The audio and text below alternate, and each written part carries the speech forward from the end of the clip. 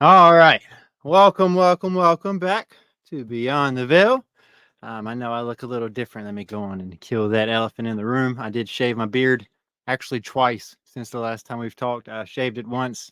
It felt good, felt light. So I let a couple days go by and literally it came right back. I shaved it again. And here we are with some scrub again. But just wanted to clear that. It is still me, Dustin R. Barr here. Ready to decode with you guys if you guys are ready. Um, Tonight's going to be pretty crazy. For those of you that have been following along, this should make like pretty good sense to you.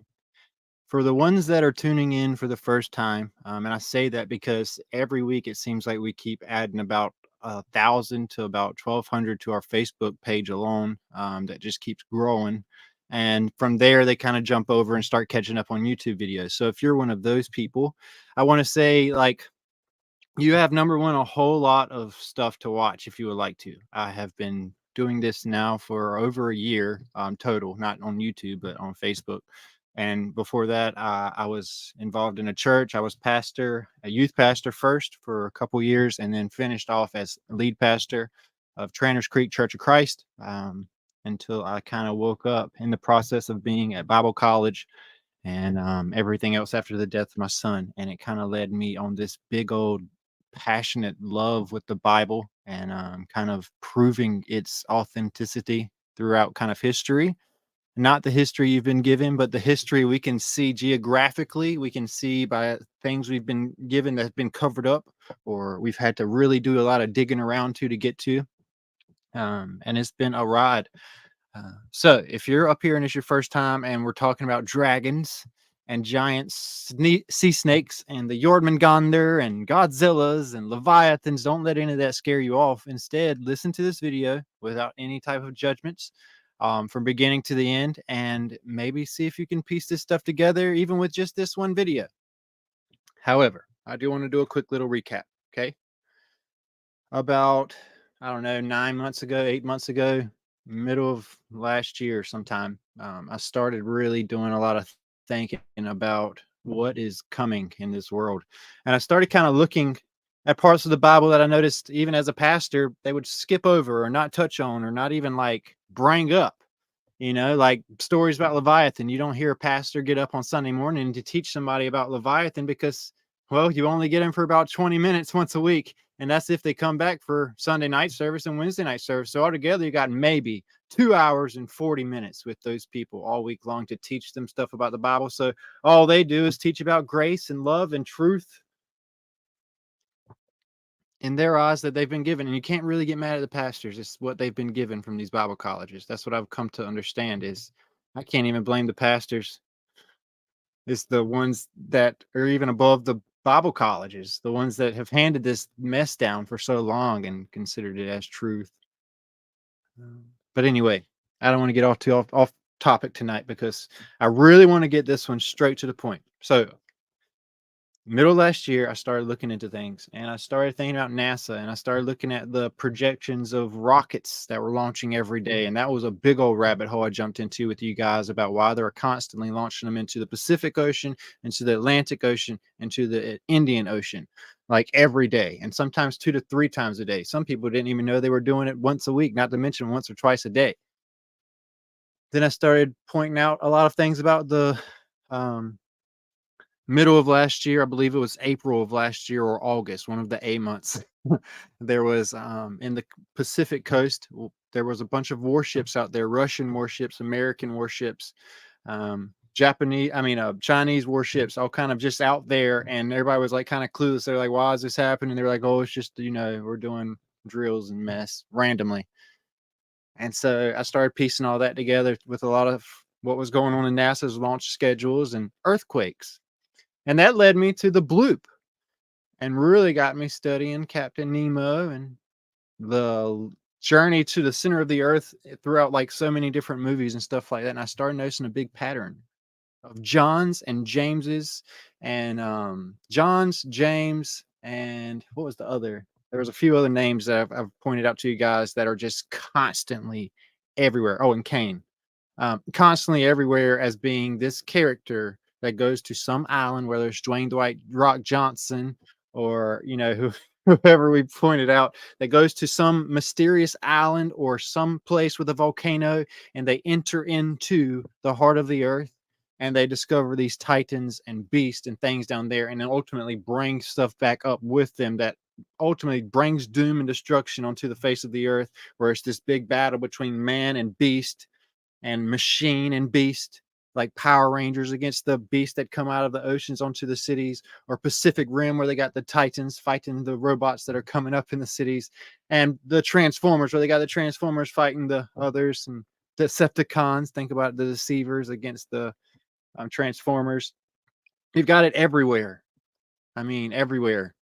And I was like, why are they doing this? I started looking at this movie Pacific Rim, and I noticed before that they had this movie Atlantic Rim, where they have an oil rig out in the middle of the ocean that goes missing between the Gulf of Mexico, being sent off somewhere, and it goes missing. And that's real life.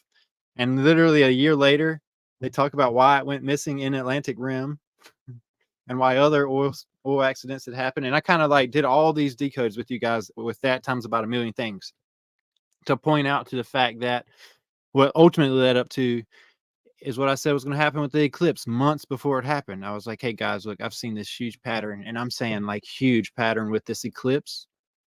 And when this eclipse happens, like Titans being released from a portal in the bottoms of the oceans. And before I even knew that, I was trying to point out to you guys that I believe there are three main portals in the bottoms of the ocean: one in the Atlantic, one in the Pacific, one in the Indian, at the edges of Antarctica.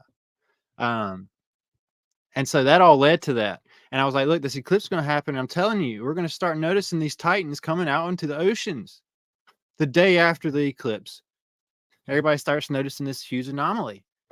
The day before the eclipse, I was like, hey, release the Kraken. The eclipse happened, and there's this huge thing in the middle of the ocean. And they're like, oh, it's a UFO going in the ocean. Or, oh, it's waves. No, it's a you got to understand, it's a swell map. Those maps are for swells. There's an 80-foot swell, a mass, not one big wave. Everybody's like, oh, if that was happening, it'd be huge tidal waves going. No, it'd be a swell, a big mass going 80 foot up in the air, a mass moving in the water and going back down.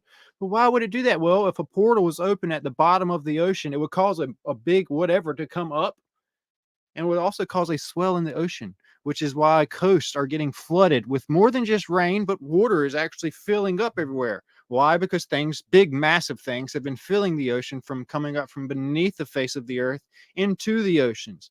And I pointed out multiple that I believe they are. I believe the very first one, as seen in all these movies, was the Kraken.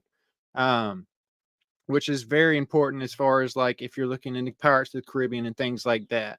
But then I told you guys about the Meg, the Demon of the Deep. Okay. And I told you guys about Ghidorah, Leviathan, the three-headed serpentine, the Earth's necklace, the Ormangonder, which will be the very last thing. But there's other ones I've pointed out too, and a few other briefly mentions. I think I told you guys about a destroyer. A destroyer. It's not destroyer, it's destroyer, but it's meant to sound like destroyer because it's the abomination. It's like the third one down from Godzilla, which is the behemoth of the land. We talked about all that stuff kind of sporadically. But tonight I want to make more sense of things. Like a lot more sense of things. Okay. Because I believe that things are going to start picking up here shortly. And by shortly, you got to understand. I mentioned a while ago that I believe a short season in the Bible, I believe there was a true 7-year tribulation. Okay, that took place at 66 to 73 AD. And I proved that with a whole bunch of things that I had seen all over the place. All kinds of biblical proofs, geographical proofs, and everything. So I went in that in depth. And I believe a shortened season is 3.5 years, cut in half. Okay, but more intense. Okay, that's why I believe that we're setting forth into a very short season of chaos in an intense, sped up level. And I believe it will indeed, the final deception, nothing new under the sun, will be the exact same thing that you saw in 66 AD that I documented on a quicker frequency like we're seeing right now. Not spread out, but like blam, blam, blam, blam. Well, this is getting overwhelming, right? Yes. Well, it's a final deception. But the difference is this time there was 1,000-year reign in between, and truth was still scattered for us to find. So now we have truth everywhere, and we have something different right now. We have the Holy Spirit in our lives, so we're able to discern things and have a full-blown conversation with our Father, knowing He's listening to us because of the promise of Christ. All that stuff is amazing to me, you know? But anyway, here's my point, okay? All this leads ultimately up to this. I believe, just as it was in the days of Noah, there was a bunch of books taken out. I tried to tell you guys a while back, before I even jumped on YouTube, about a few apocryphal books. By apocryphal, I mean removed, forbidden. It does not mean like, oh, it's the end of the world if you read them, like you think, like your pastor will tell you. It means they're hidden, forbidden books that you can't read. So they limit you to 66 so that you're stuck into the limit that you're in right now, where parts of the Bible don't really make full sense to you until you have the full picture. See, having the full picture is very important, okay? Because in the days of Noah, we know that something had to happen before the flood. We know that the trees were cut down, so the giants could not ascend the trees to try and escape the flood. We know that that ultimately happened after the war of the Nephilim against the Raphaim, which are the pure blood Nephilim, and then the children of the Nephilim. Okay, like the Titans of old against the children of the children of the. I got that backwards. You have the Titans of old, which are the primordial Titans. Okay, which were birth in the darkness. You got to understand that the Atlantean gods that were worshipped as deities in the water before they were worshipped as planets in the above. Okay, they were worshipped as really dark, bad, scary, big Titan deities. Okay, that were pushed away and banished and held aside and imprisoned until these days right now, when they're able to be released back, just like they were in the days of Noah, when it said the springs of the deep. Well, the springs of the deep is actually what? Well, that's the cage of the deep. That's the same thing I've been telling you guys also, where everything from beneath the face of the earth, the deep, is let loose, not just water. Okay, just like these swells, there's big things coming up. You got a war happening between the children of the serpent against the titans of old, okay, so that they kill each other. Enoch says word for word that the punishment on the fallen angels themselves were to watch their children kill one another before the earth was flooded. So you got this big great war happening at the time of Noah between the Nephilim and the Raphaim, going with war with each other and killing each other. That's talked about actually in the book of King Og, which is a very dark book, but it's got a lot of truth in it, which is crazy truth. Okay. Um, just as I believe that there are good books written by good people, I believe there are dark books written by dark people. But just as the good books talk about the good things in truths, the dark books do too. Okay. We're meant to be light in the darkness. Christ could sit in a room full of sinners and tax collectors in a dark corner, but he was not sitting and collecting taxes and sinning in the corner.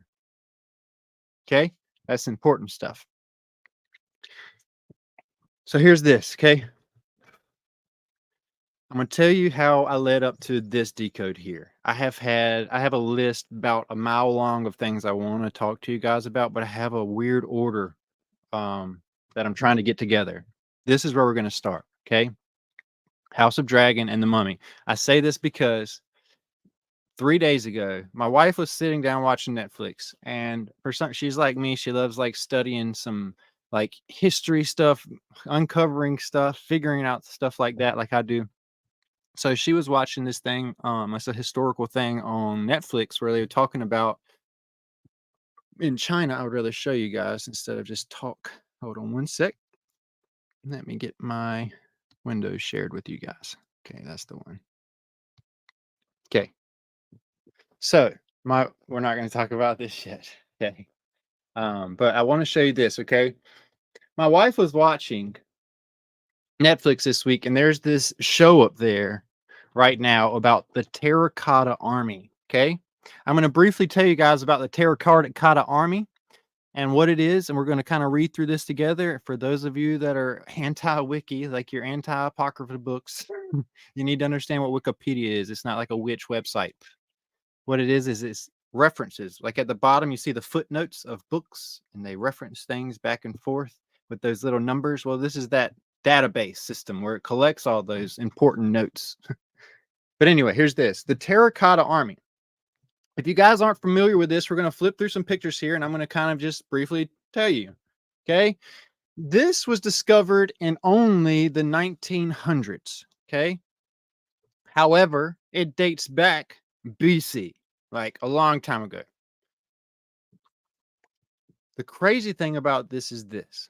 Okay. When you look through these pictures, I need you to think about how, like, statues today are made, how architecture in general is made today, but also how you see patterns of like laziness in statue work throughout history. Like, I mean, like recently, like they'll like do the same copy of a statue over and over again or something like that. Or even in the games you play, like Madden and all that stuff you on the video games, they'll have like a set of 40 people just repeated throughout the stadium. And you see that kind of throughout everything. But what I want you to notice throughout this whole army of Japanese soldiers, Chinese soldiers, okay, is this. Okay. Not one of these are the same. Not one of them are even like have the exact same positioning with stuff. And you're going to notice that as we flip through. This is going to be crazy. Okay. I really hope you're ready for this because this is going to be a pretty big rabbit hole we're going on. So put your I guess your tinfoil hats on and hold on because we're about to ride on. First, oh yeah, let me get in the chat box. I am so sorry, guys. I've been so excited to go live with you guys. I have 64 comments to catch up on. All right, so there's a lot going on here. I saw something earlier I wanted to talk about. Someone up here was talking earlier about Sweet Tooth. They said this, ain't buying it. I just finished Sweet Tooth and came away with the message that hybrids are planning to inherit the earth. Me and my wife watched all of season 1 of Sweet Tooth, like right after it comes out. We don't binge watch because we're like bored or anything. We binge watch for you guys. We're trying to learn. We're trying to Ephesians, the mess out of this. We're exposing this stuff. Okay. So I watched Sweet Tooth 1 and 2. I tell you what, there's a lot of what we've been discussing in Sweet Tooth, which is why Sweet Tooth is on my list of decodes. While I agree with some of what you've said, ain't buying it. It's important to consolidate some of the other stuff we've talked about into that movie or show if you're still in the process of watching it completely or whatever, and how it ends as well with that tree, the deer horn of it and everything. I don't want to spoil it. But that is a show I want you guys to be catching up on because we're going to be doing a decode on that here shortly to tie in even what we're talking about today. These terracotta soldiers here. Okay. But I saw that. Want to see that. Let's see if you guys got anything else going on. I have truly missed you guys. I see lots of that and hellos. Let's see here.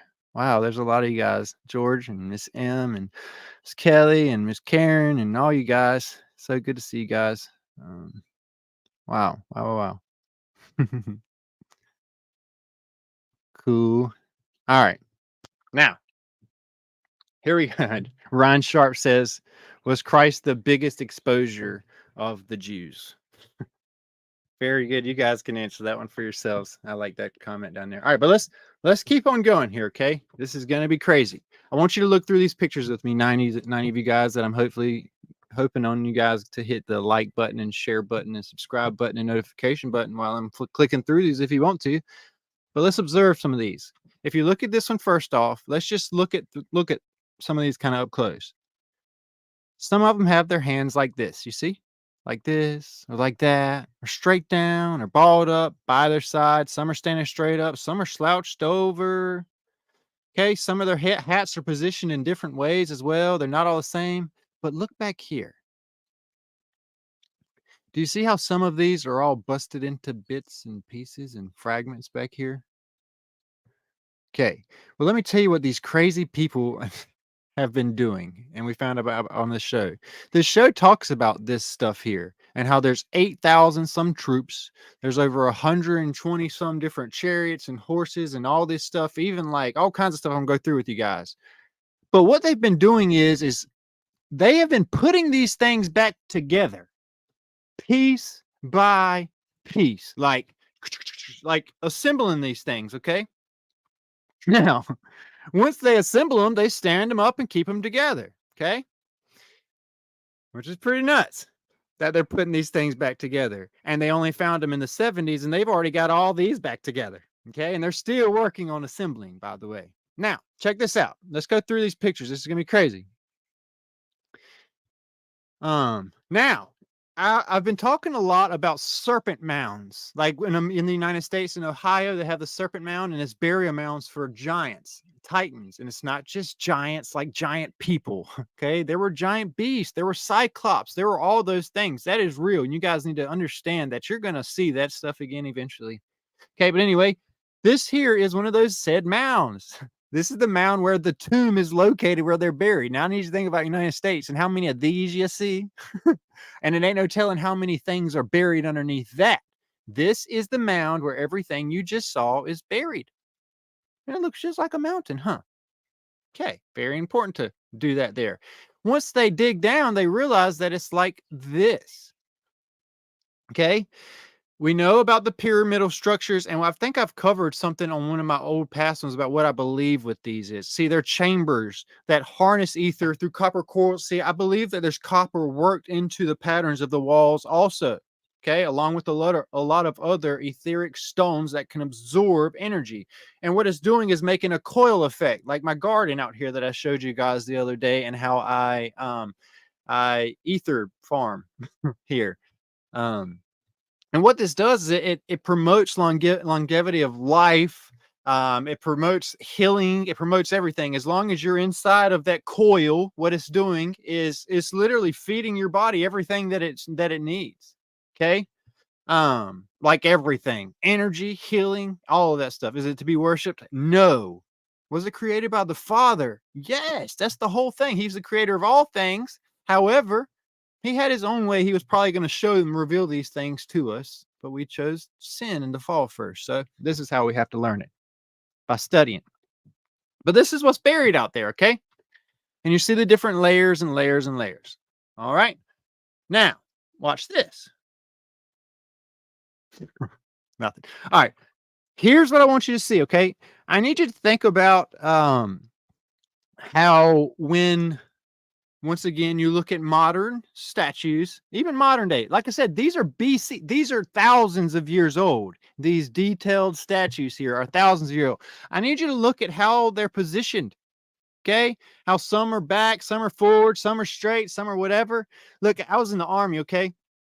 And I know that even in the army, we were supposed to be standing up straight in formation and all this stuff. But there, you can even see if you're standing that formation yourself and look down that line, you'll see all kinds of different personalities in their stances, and some are staggered. Okay. And I noticed this because you'll start seeing it everywhere in some of these other pictures. For example, now some of the heads are missing because they are still trying to be assembled, and or they were completely crushed. Like some are fibers or whatever. I mean, it's bad, but they've assembled what they could put back together, which is not good in my opinion, what we're going to get to. Okay. Once again, I want to look at how these things are just different. Each one is just different and unique in their own way. Okay. For example, you know, the armor on these things,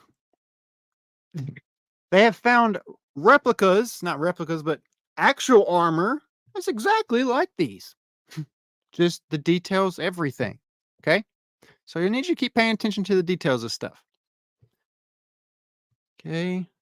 Now, even stuff like this, pay attention to the details of just stuff. Okay.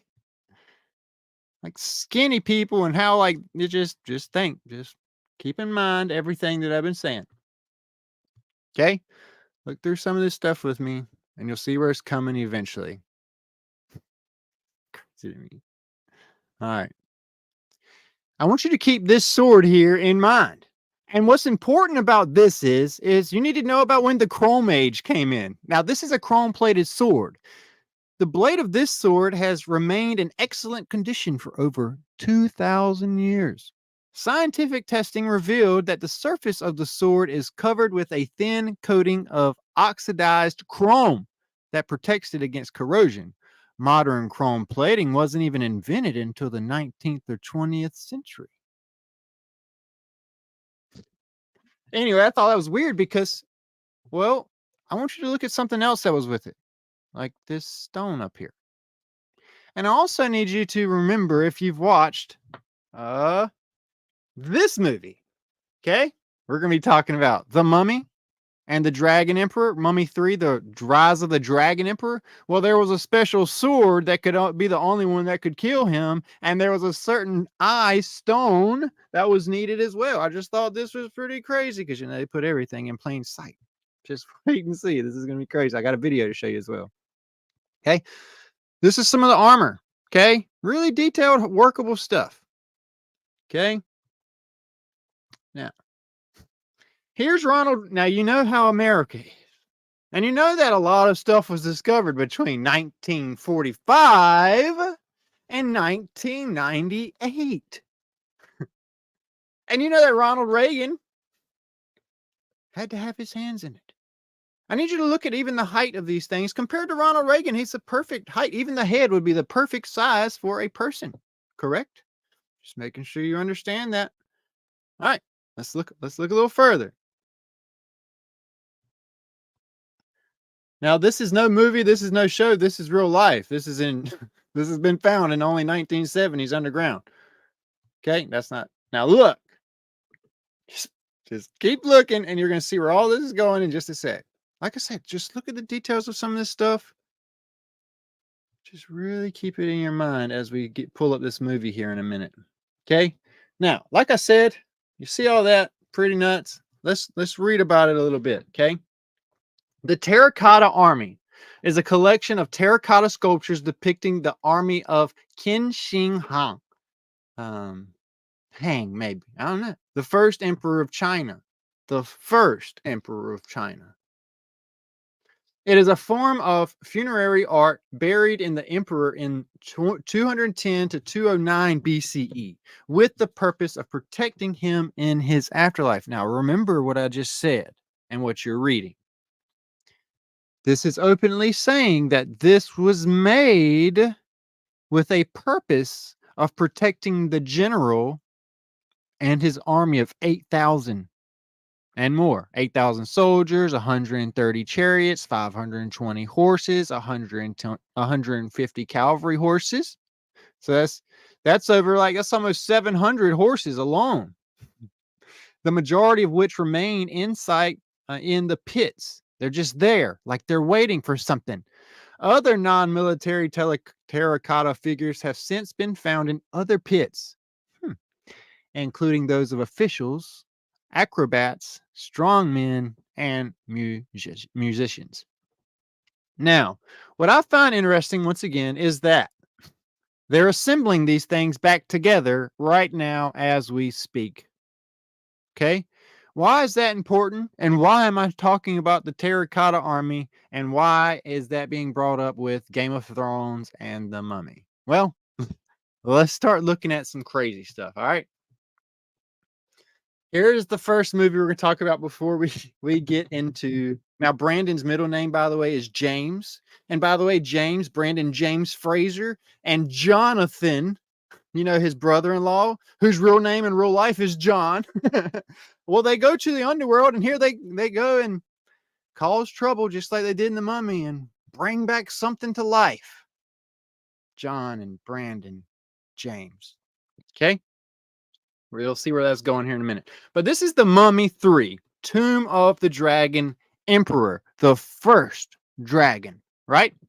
Okay. Whew. All right. Now, I'm telling you guys, this is going to be a lot kind of for you to process and digest as far as like how to handle this. So you're really going to be patient with me because we got a lot to touch on. Here's the plot of this, all right? I'm going to show you. I'm going to read through this. You got to be patient. There's 96 of you guys. Just be patient with me. You want to get the full aspect of this, okay? And then I got a few video clips to show you of this to make more sense. So here we go. Don't worry. I'm doing the reading for you. All you got to do is just listen. In ancient China, a warlord unites the country's kingdoms into an empire. Think about Nimrod. Think about the Tower of Babel, and think about the roundup into one world, one nation, one people, one tower. Okay? In ancient China, a warlord unites the country's kingdoms into an empire, becoming the Dragon Empire. He leads a civil war to become the founder of the Qin dynasty. with his men burning existing books and scrolls. Pause. Let me make sure you guys know about the book burnings. This didn't just happen there. Are you aware of what the Knights Templar and what the early Shriners, the whole reason why they got their blade and their symbolism, and the deaths of a lot of the early church that were killed at church people, by the way, that were killed as not just martyrs, but some of them were said, hey, she's a witch. She's a witch. Let's burn her. Well, it's because she was probably someone that knew a lot of stuff. Okay. They read a lot of the books she was given, or they knew the true name of the Savior, or they knew the true name of the Father, or they knew that you get where this is going. Book burnings have gone on for a long time. This is why the Apocrypha texts become the Apocrypha text. They couldn't burn them all. They burned what they could, and yet they still had it emerge. You know why? Because the Bible always talks about remnants, not just people, but remnants preserved through all generations. Book burnings have been going on a long time to hide the truth. Yet the truth prevails. Okay? So here we go. They did the same thing here. Made a one world people, one world government, burned the books that talked about too much stuff, left the ones so they have little bits of truth here and there. So they got some control. Now, the emperor later orders the construction of the Great Wall of Tartaria. The Great Wall of China. I need you to understand the word tar, just the word tar, T-A-R, okay? That black substance, okay? Well, if you've been listening to like some of the Venom decodes and things like that, you know about the black goo of tar, okay? And you know about the money of tar and what tar has led to over the centuries. But tart, okay? We can talk about tart being without, okay? I want you to understand that tart is without, okay? Tartaria, Tartarus is the imprisonment of the fallen. You can read about it in Greek. You can even read about it in Nordic, about the Tartarus. Tartarus is the underworld prison of the fallen, okay? Tartaria, okay? Rhea being on top. Okay, this is the city. Tartaria is the prison of the prison of the fallen one, the prisoned fallen one, the prison of the fallen one, the land of the prison of the fallen one, Tartaria. This is why the Great Wall of China, the Great Wall of Tartaria, is made. It's the opposite of what you're taught in this world, okay? It's facing inward. It's facing toward the dragon. I need you to get this, okay? The Great Wall of Tartaria is facing inward to China, not outward. It's not made to protect stuff from coming from the outside in. It's made to keep the stuff from inside coming out. And it's crazy. Inside of the Great Wall of Tartaria, China, the Great Wall of the prison of the fallen, the Great Wall of the prison of the Titan, the Great Wall of the prison of Satan, the dragon, who took the punishment for 1,000 years. Revelation 20, okay? Always comes back to Revelation 20, okay? It says, when the 1,000 years are complete, Satan will be released from his prison and will come out to deceive the nations which are at the four corners of the earth. Gog and Magog. You got four corners, four continents. North America, South America, Europe, and Asia. You got your four quarters split in half, Gog and Magog. Okay. You have the red dragon over there, King Charles. Okay. And then you have the blue over here. Okay. Which is what? Well, this is our dragon. We're the symbolic of the blue dragon, the woman that the red dragon spewed water out after the mud flood, like it says right there in Revelation, I believe it's 13. It says that when Satan's released and thrown back onto the earth, he spews a flood out after the woman, who gets what? Saved by an eagle. This is why we are the eagle. Okay. We are the United States, the land of the feathered serpent, the land of the plumed serpent. We are the light of Freemasonry. We are the good of Freemasonry. We are the good side of Freemasonry. We are ran by Apollyon, the light bearer, the bringer of light. Who is that? Well, that's Donald Trump. Okay. Everybody's like, oh, so Antichrist this, Antichrist this. The Bible tells you word for word. You look for Antichrist throughout time. Yes. But at the end, you're going to look for a specific one, Apollyon, Abaddon, the destroyer, and a red dragon. Two different things. The red dragon controls the dark side of Freemasonry, the dark side of the world, the eastern side. Okay? This is why it's chaos over there. This is why Afghanistan, India, all those places that are full of the devil, I'm not kidding, are over there. And people are getting persecuted so bad. In America, over here, we're comfortable and they don't even know what persecution really truly is yet. Okay? It is what it is. Yes, an eagle saves her. Right there when it talks about the woman being rescued by the eagle and being taken for a time and a time and a half. 2 times and a half. Which is crazy because it's like what I believe is 2025, which is real crazy if you look at the half of 50 with a 25, a time and a half, 2025. But anyway, here's this, okay? It says that he will be released, and he is going to gather them together for war. You know, all the nations are going to gather for war, world war, all the nations, 4 corners, gather from war. This is why the Bible also talks about the wars and rumors of wars. This is why World War I, World War II were bombing campaigns to cover up, okay, to hide Tartaria, the prison of the fallen one, okay, which is talked about right here in this movie as well. That we're talking about, the Great Wall of Tartaria being the place where he imprisoned his enemies. And yet it's where he was bound as well. Now, here we go. So we have this point now where Satan's released from his prison. He comes out to deceive the nations, the 4 corners of the earth, Gog and Magog, gathers them together for war, the number of them which is like the sand of the seashore. This is where I want you to focus at. At this point, Satan's going to go out. He's going to cause a war, start wars with Gog and Magog, and it's going to end up being like the number of the sand of the seashore. It's going to be a big army altogether. And they came up on the broad plain of the earth and surrounded the camp of the saints. For those of you that were hoping for some rapture at the end of time, you missed it, okay? It's not happening. We are the camp of the saints that are living in the time of the short season of Satan that follows the 1,000-year reign. Okay? That is us. We are the camp of saints and the beloved city, and the fire came down from heaven and devours them. Okay? This is where I'm getting at.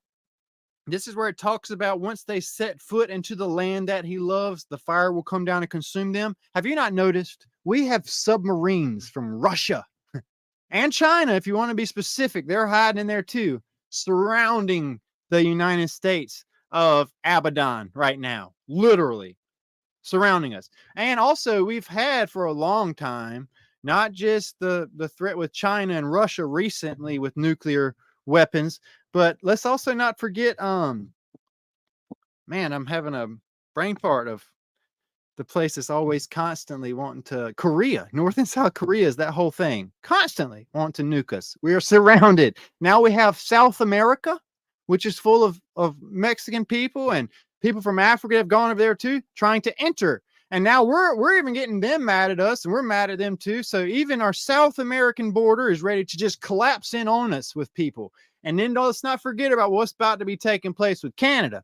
Canada might be a sleeping giant. People don't understand.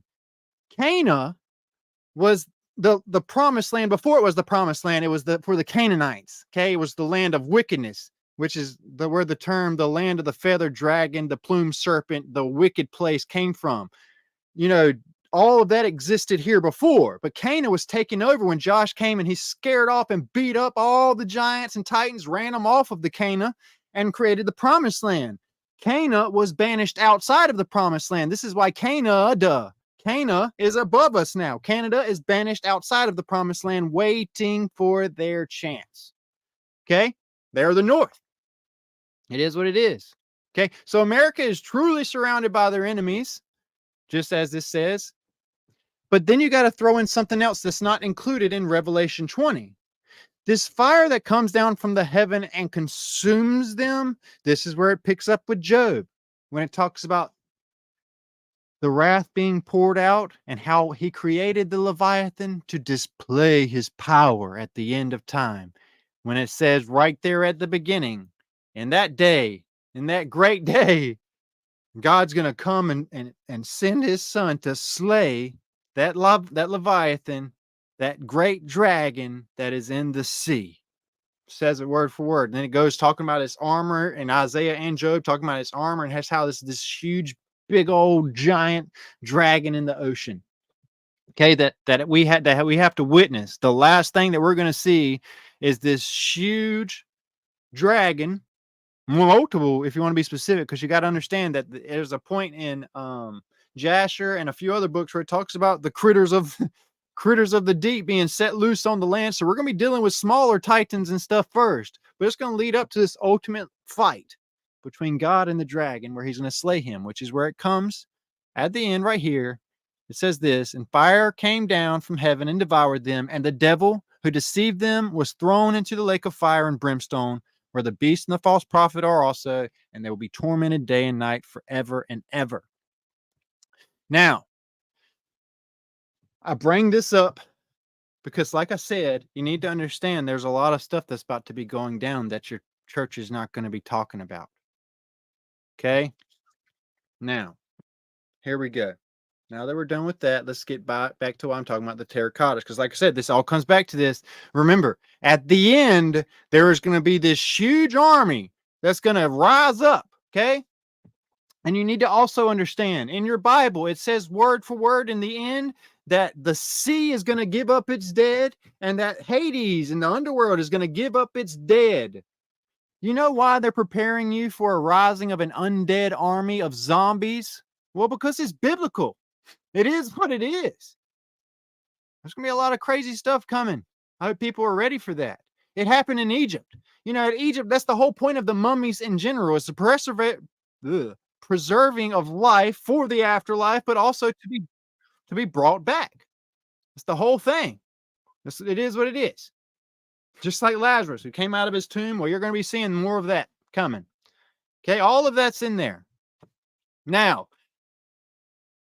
I bring this up because this isn't just an army here, guys and girls. This is a huge army, but supposedly this army was the most powerful army to be feared for all eternity until this day, until these days. Is supposed to be like a dreaded doom when these things are to be brought back to life, according to this movie we're watching right here, and a couple of other ancient stories we're going to be digging into. This army is part of a big army that's scattered. Okay, now watch this. Ooh, here we go. So first thing I need to do is pull up this video. We're going to be looking at the Dragon Empire clip first, okay? About how Jet Li, who is the Dragon Emperor, obtained immortal life. Okay? Now, I have this. I'm gonna mute it, okay?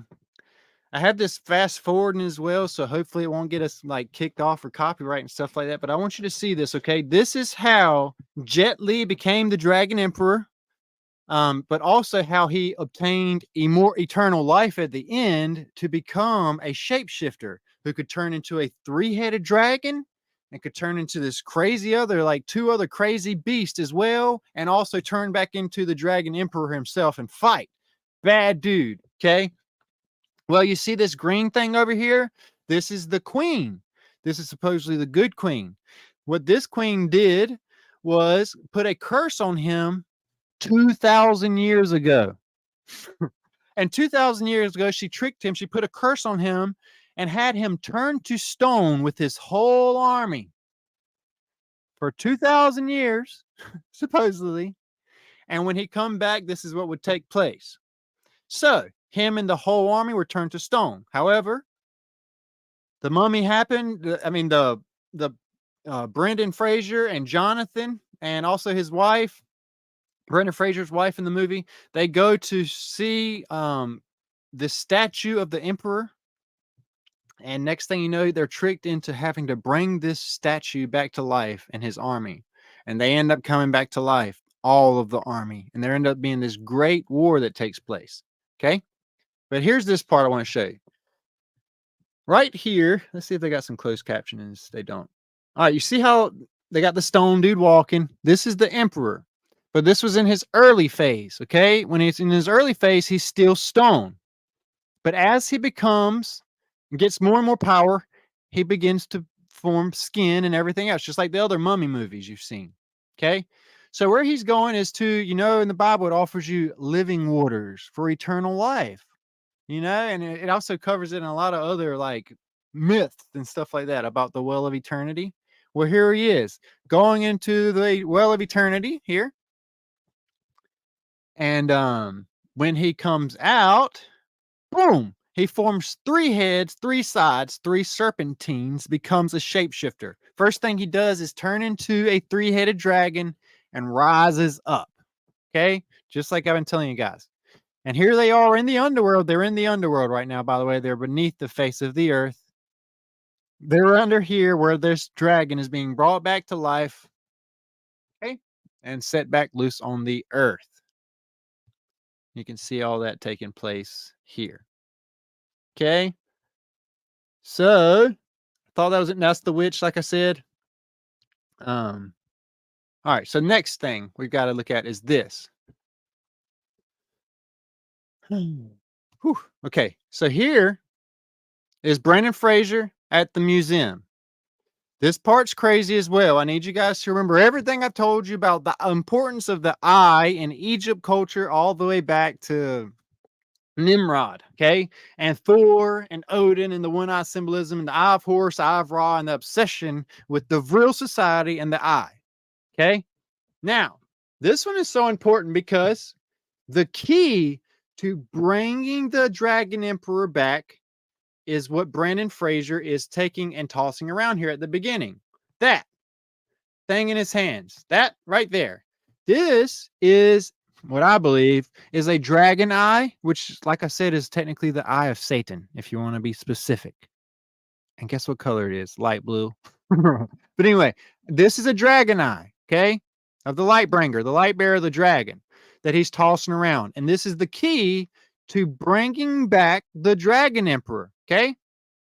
So here Brandon Fraser is tossing up and down the dragon eye of Shanghai, okay?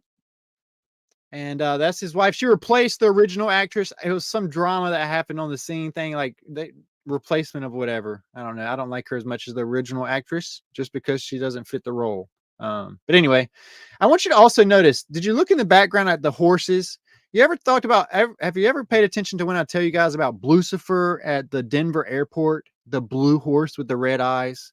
And how every single statue you find of Lucifer, whether it's Lucifer, the light bearer of New York City, Babylon, or any of the Lucifer statues on top of the false temples built by the hands of man, they're made of copper and they tarnish green and like emerald green, like the throne of God. Okay. Well, here's the horses. And notice the same tarnish happening here as like the Statue of Liberty and all that stuff. Okay. But my point is this. They're here.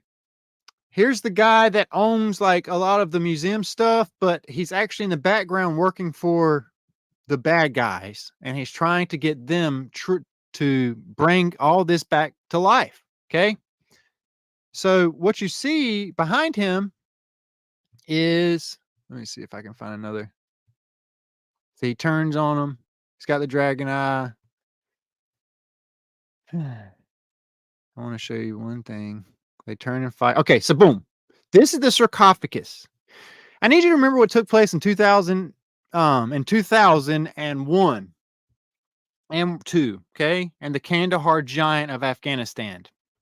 And also the corpse of Nimrod / Gilgamesh and his tomb that they found, coincidentally, at the rumor of war during 9/11, okay?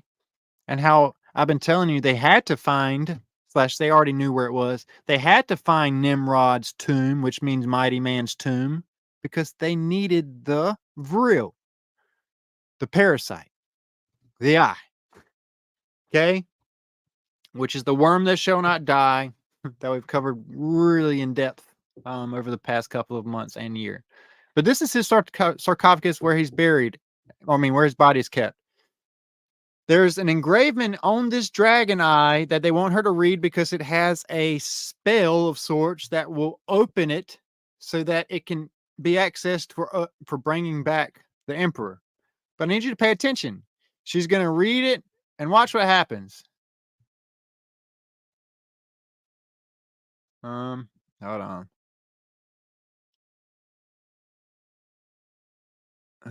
Okay. Really want you to see it. I don't want to. Okay, yeah. So look, they needed the drop of a pure heart, someone with a pure heart. So they cut her finger and it drops in there, and the blue blood turns to red blood. Okay. And what it causes it to do is the snakes, watch, the snakes fall off, exposing the dragon eye. Look at that thing. It's crazy. It looks like a diamond, huh? It actually looks like the eyes of Godzilla, if you want to be specific. It's pretty nuts. Remember the blue flame fire conversation we've had so many times? Well, he has to take that and put it on the heart. See?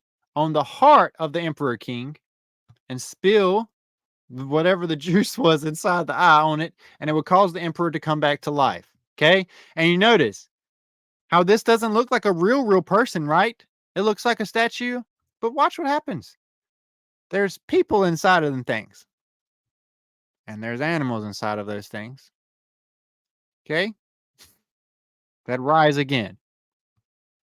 This, what was petrified, what was turned to stone, is turned to stone no more. Okay? Pretty nuts. And then they go through this big old chase through Shanghai and all this stuff. Okay? But here's this. That's another part I want to, there's another part I want to show you. Now, this is what's crazy. Now, what's taking place here? This is 2,000, a little over 2,000 years after this whole army was turned to stone. His whole army was turned to stone, okay, and kept beneath the ground. Well, here's what happens. After he comes back from the dead and he obtains the eternal life like we watched, he turns into the three-headed dragon, which is King Ghidorah, okay, the Dragon King. And what he does is he raises his army. You'll see it. All right. So he comes here, sees the shapeshifter, like Satan, I've been telling you. Went from the three-headed dragon back to the man. And here's what he does. The earth opens up where those things are buried. And here comes, look at what these things look like. Pause. Actually. Pause. All right, you see these things? Well, do you remember what the terracotta soldiers looked like? Huh? Now let's go from that to this. Here comes the terracotta army soldier. Black. Apollyon, the bringer of death. Winter is coming. Okay. Here it comes, this big army out of the ground, out of the underworld, this big terracotta army of black death coming. If you don't know, literally, the king of China or emperor of China, president of China, whatever you want to call him, was crowned by Russia as king of the North only about a month and a half ago. That's important. Okay. Especially when we get into our Game of Thrones here in a little bit. But I want you to keep seeing this. Everything's rising up. Okay. Coming out of the ground. Crazy, crazy, crazy. But what also happens is another army is built, which I don't think I'm going to show you that clip right now. Army of good soldiers came up. There was an army of undead, those who had been treated unjustly, those who had been treated badly by the bad people. They also were given a second chance. Those dead people came up and fought alongside Brandon Fraser and the others against these people. So you have this war of two old history enemies coming back to life at the end and going at war with one another. Okay? So, just thought that was pretty interesting there, that all that's going on with that. Which brings me to my next point. Like I said, here's the terracotta soldiers and stuff like that. Now I want to show you this. Okay. All right. Let me go. I don't want that to keep playing. Pause. All right. So we've talked about the mummy. We've looked through these pictures here and studied them in depth, but I want you to look at this. There's more.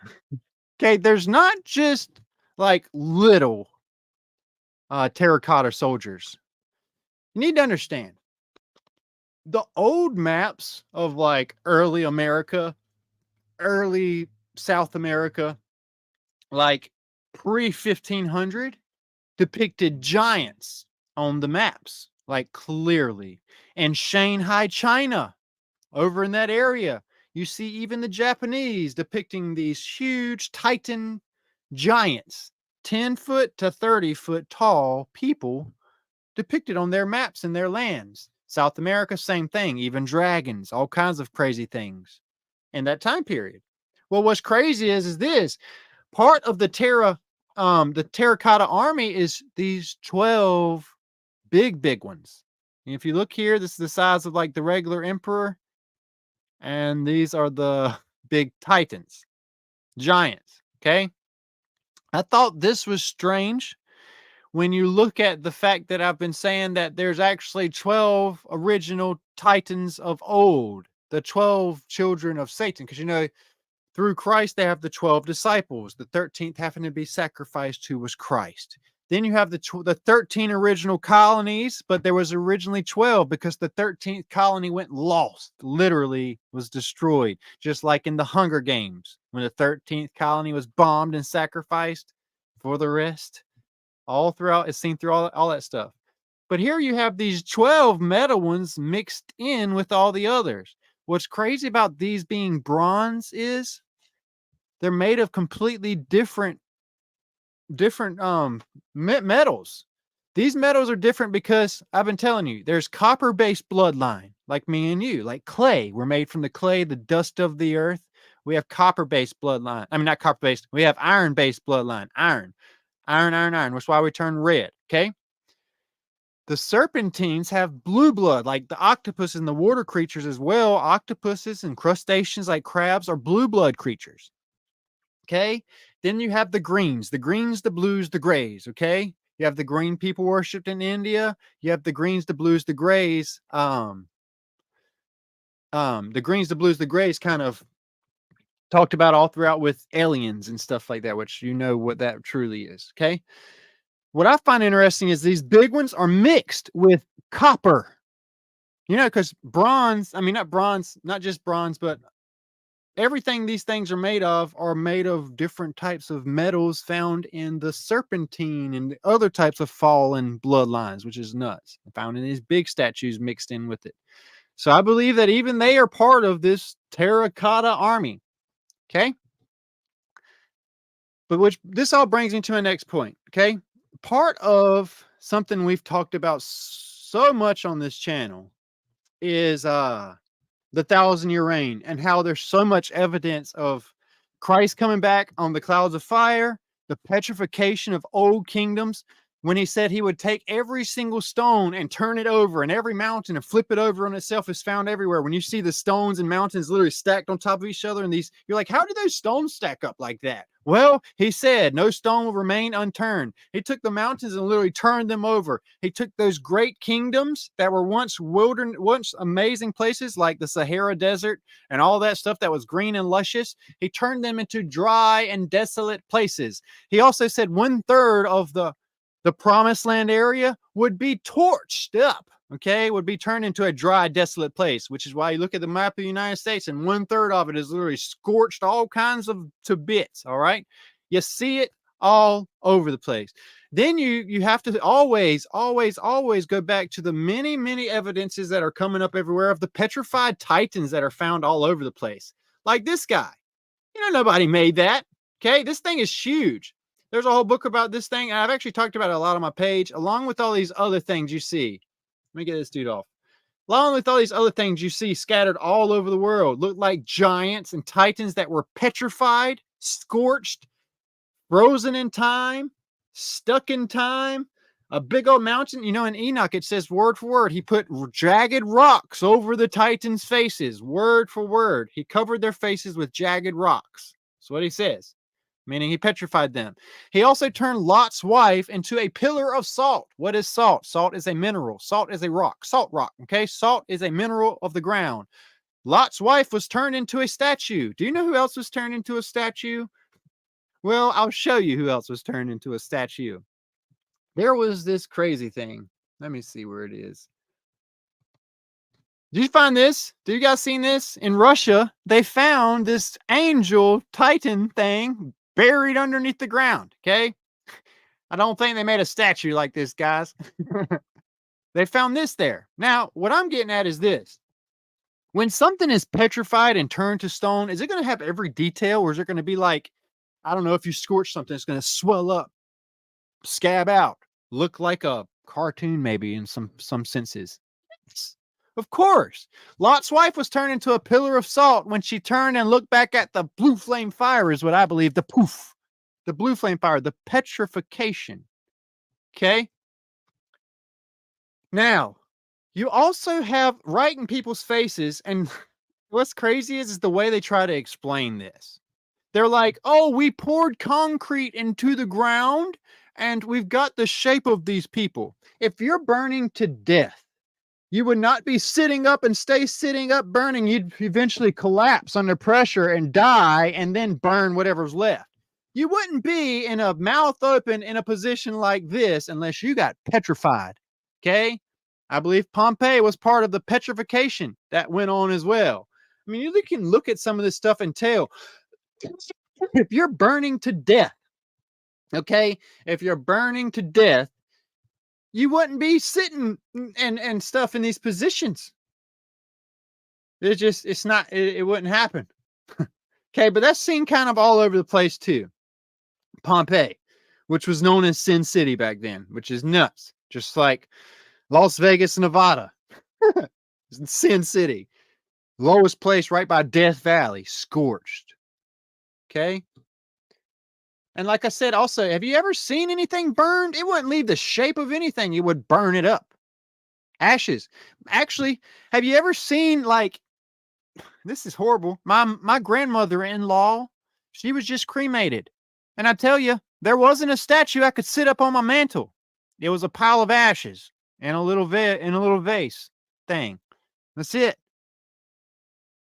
Okay. Now, that's found kind of all over the place. His nose structure, his arm skin, all of that would have burned off. It wouldn't be preserved. Okay? That's seen all over the place. You know where else it's seen, I believe? This statue that they say was made. I don't think this statue was made. I think it's a reason why it's been abandoned too for a long time. I think the statue's real, and I believe the power cables are the symbolic of his electric kingdom. Okay? By the way, these poles here, these electric power poles, go all the way back to Egypt. They had these way before we had them now. Okay. Power line poles are symbolic of the electric kingdom of Satan. Okay. This church is abandoned. Like they don't have services in it anymore.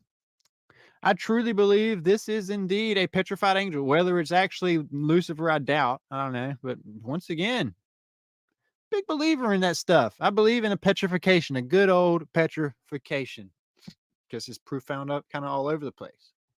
Okay. Let's see here. I want to show you some other movies that kind of point out the same thing as what we're talking about.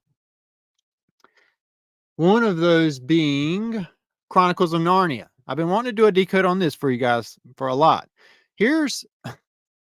This is the bad child, okay? Going into the evil witches, who literally has a torch that she puts off a blue flame spark that petrifies people in their tracks, this evil queen. Just like who else? Well, Snow White was technically turned to stone until True Love's first kiss. She wasn't sitting there breathing, okay? Same thing with all the others. Sleeping Beauty was turned to stone, okay? Or whatever. All that stuff. Now, check this out.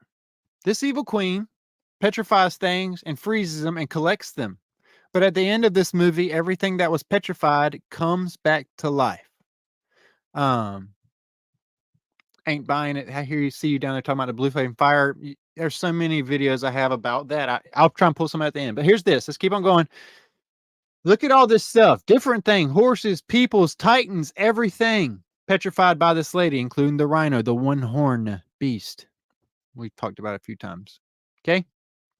But all these are petrified by the queen.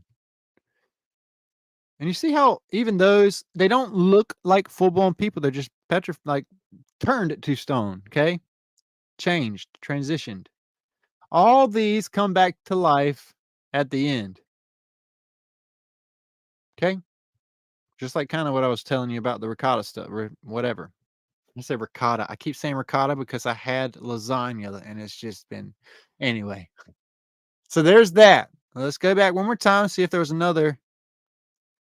I want to show you. Yes. Here's this actually happening here for you guys. Okay, here she goes. So this lady is mean. Let me make sure I might have already. Oh wait, I missed it. I want to see if it'll. Boom. All right, that's what I wanted to show you. They all spark. You know, like on Transformers 2, the all spark, the blue spark. Okay, or on Thor and Loki, Avengers, they have the Tesseract. Okay, which does the same thing. Brings life, also brings death and destruction. Blue flame, all spark, but this petrifies. And you see how the details of the fox make it look like it's fake and all that stuff too? Same thing. I have done ain't buying to see you up here again. I have done several posts on Facebook over the past months about what I believe in old statues, like the ones where you can see the literal indentions of the fingers on the lady who's getting raped, legs and stuff like that. I believe all of that took place during the petrification of the old kingdoms. And I believe that in the start of the New World, when 92% of the Native Americans were wiped out in the United States, and 90 some percent of the people were wiped out all over the other places as well. Literally, this is why in India, there's a whole bunch of tribe people still there. Africa, there's a bunch of tribe people still living there. In the United States, there was tribe people still living there because there was a big massacre that took place. Hiding of old technology and hiding of all this other stuff and rebuilding of the new world and new maps and switching everything around. Okay. You find evidence of stuff kind of all over the place of this petrification that took place, this great reset, the mud flood that took place after Satan was released after the 1,000-year reign, just as the Bible says, and stuff like that. Okay. So, kind of seen everywhere. But yeah, I believe that the petrification is a real thing that took place. I also believe that the terracotta army was not petrified when Christ came back on the clouds of fire. This is what I'm getting at with this whole thing. I believe this terracotta army truly goes back before even the flood. I believe that's why it says the first emperor of China, the first emperor of that time, the first dragon emperor. I believe it goes back before the flood. Okay. And I believe that this was what stopped it. This was the petrification that stopped whatever it was going on at that time and burying and preserving till the end of time. You got to realize it says in Enoch, word for word, that there's different chambers beneath the face of the earth where things are imprisoned and held to be released on the face of the earth at the end of time. I believe this could be part of it. Truly. Okay. So the other thing I want to talk about was this seal here. On House of Dragon, the new House of Dragon show, her emblem is also the three-headed dragon, three-headed red dragon that is rising. See, this series here, the House of the Dragon, takes place 200 years before Game of Thrones. And coincidentally, Game of Thrones ends by literally these dragons coming and burning and scorching and just torching everything, leaving Jon Snow as the king as he finally slays the psycho / his lover at the end, Khaleesi. Okay. However, this is important because you see this three-headed dragon about the dragons coming back and the titans rising back up and stuff like that. Well, what's crazy is this is the same symbol that is used on, let me show you. Let me see if I got it saved up here real quick. Nuts. You can't make this stuff up. Let me see. I'll just pull it like this. Mummy. Woo-hoo. All right, check this out. If you look at one of their movie covers, check this out. This is it. This is the symbol they use for their three-headed dragon rising up at judgment after being held for a long time. Okay? Why am I bringing that up? Because of this. So the Mummy 3 has a three-headed dragon that comes up at judgment. This is all symbolic of the three-headed dragons coming up at the end for judgment on all the land. Okay? But also, we have these. You ready? Transformers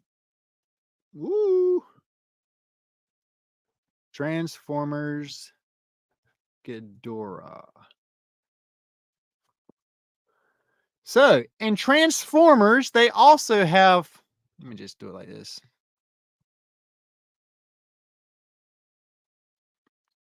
The beast at the end that rises up is the three-headed dragon called Dragonstorm.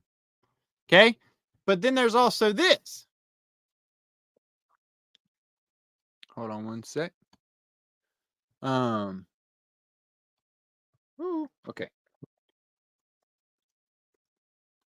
I want to show you this. This is the main one I wanted you to see. This is the head honcho. Let's not forget about Ghidorah. Okay? The three-headed dragon, the arch enemy of Godzilla, who he also fights at the end of time. And coincidentally, Godzilla bites off the head of one of the dragons. It suffered a fatal head wound, and it grew it back. Crazy, right? And I think what this represents is the three ages. Okay, I believe that you got to understand. In Job, it makes it clear that even God uses Satan. Okay, he takes what the enemy means for evil and uses it for good. This is why Satan said, hey, can I do this, this, and this to Job? God says, yes, you can do. I ordained this, this, and this, but you cannot take his life. It says that. Then Satan goes down and does what he needs to do. I believe truly that God has used judgments and stuff like that, used the enemy for judgments on the land, on the everything. I believe the first head of the beast of the dragon came up in the flood. I believe the second head of the beast of the dragon came up at the time of Christ. And I believe the third head of the dragon is going to come up at the end of the age this time. It is what it is. On that map that we've been talking about so many times here on Beyond the Veil, I had showed you guys what was going on in our ocean. Okay. And I pointed out this. Okay. The Jormungandr. Okay. And I pointed out one of its heads. But I also pointed out a second head on one of my other videos, which a lot of you guys had trouble seeing. I probably need to redo that at some point. I just don't have it pulled up here tonight. Okay. But my point is this. Even this, I found proof of this huge three-headed dragon in the bottom of our ocean, along with the other titans. Okay. Pretty nuts. Now, here's what I want to kind of close with. Just one little Easter egg I want to drop. I hate saying Easter egg. Why do I even? One other little fun thing I want to throw in here to kind of tie it all together is a scene from Harry Potter. Okay, that I've pulled up a few times before. So we're done talking about Ghidorah. Talked about the seal, but see, this seal here is important because King Charles, his seal, his coat of arms is the red dragon also. The red dragon being Gog over there. We're Magog. We're Maga over here. We're Abaddon. We're Apollyon the Destroyer. Okay, we're the light bearer, the Nephilim against the red dragon over there, and the wickedness over there. Same thing. All at war with one another. So here's this red dragon, and we have the red dragon, the King Charles, right now as well. Pretty nuts. But watch this. So, boom. We talked about Chronicles of Narnia. I wanted to touch on this. This is somebody who was petrified, and they tried to put it off as a hoax when it was discovered by the Smithsonian's a scientist, labeled as a petrified man, but then later cast off as a hoax.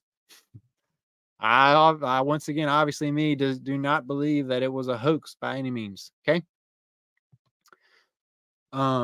I want to show you this real quick and how I believe that it's physically done, like how these petrified things are physically going to be brought back to life. Okay. Just want to make sure I'm covered all the way up into this point. Yes. Okay. So check this out. Ready? YouTube. There's this scene.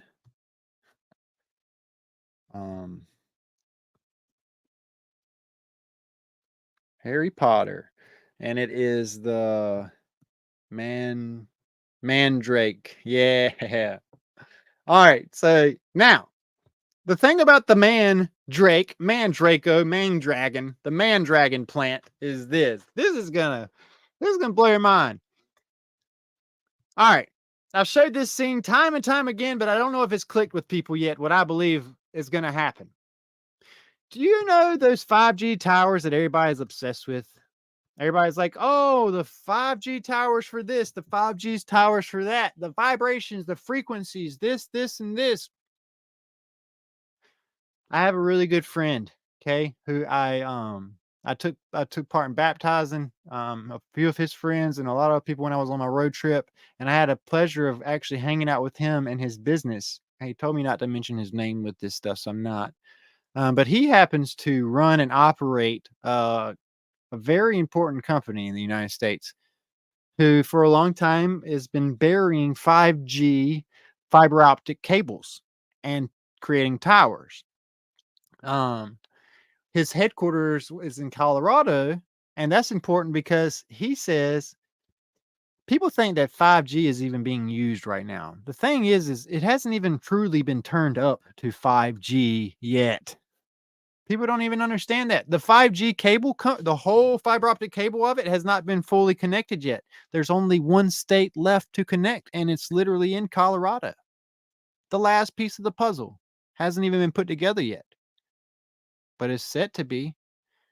This guy found out about it and kind of slowed down his business a little bit after he found out what was going on there. But he made a point. Okay, let's say like you were going to try and cut down these towers to stop the frequency and or trying to cut the line. If you cut the line and still leave it in line with each other, all it needs is a light, like a way for it just to shine from one to another to continue the cable. You don't have to be fully connected to even work. Meaning, they're going to be hard to take down and stop when these things are turned up and the frequencies are set off all crazy. Okay. But what's nuts is this. This show here puts something right in our faces. I'm going to let Hermione Granger explain it to you. Mandrake.